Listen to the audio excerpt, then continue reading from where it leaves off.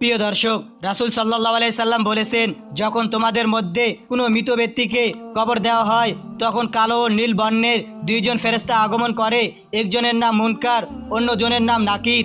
তারা তাকে জিজ্ঞাসা করে, এই ব্যক্তি সম্পর্কে তোমরা কি বলতে? সে আল্লাহর বান্দা ও তার রাসূল।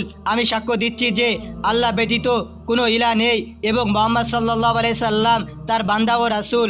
তখন ফেরেশতাদ্বয় বলবে, আমরা আগেই জানতাম তুমি এই উত্তর দিবে। এরপর তার কবরকে 70 হাত প্রশস্ত করে দেওয়া হবে, সেখানে আলোর ব্যবস্থা করা হবে। এরপর তাকে বলা হবে, এখন তুমি নিদ্রায় যাও। সে বলবে, আমি আমার পরিবারের কাছে ফিরে যাব, তাদেরকে আমার অবস্থা সম্পর্কে এই সুসংবাদ দিব। তখন ফেরেশতাদ্বয় তাকে বলবে, তুমি ঘুমাও সেই নববধূর মতো, যাকে তার প্রিয়জন ব্যতীত কেউ জাগ্রত করবে না। এমনিভাবে একদিন আল্লাহ তাকে জাগরণ করবে। আর যদি সে মুনাফিক হয়, সে উত্তর দিবে, আমি আল্লাহ ও রাসূল সম্পর্কে মানুষকে যা বলতে শুনেছি তাই বলতাম, বাস্তব অবস্থা আমি জানি না। তাকে ফেরেশতাদ্বয় বলবে, আমরা জানতাম তুমি এই উত্তর দিবে। তখন মাটিকে বলা হবে, তার উপর চাপ সৃষ্টি করো। মাটি এমন চাপ সৃষ্টি করবে যে তার হাড্ডি গুড্ডি আলাদা হয়ে যাবে।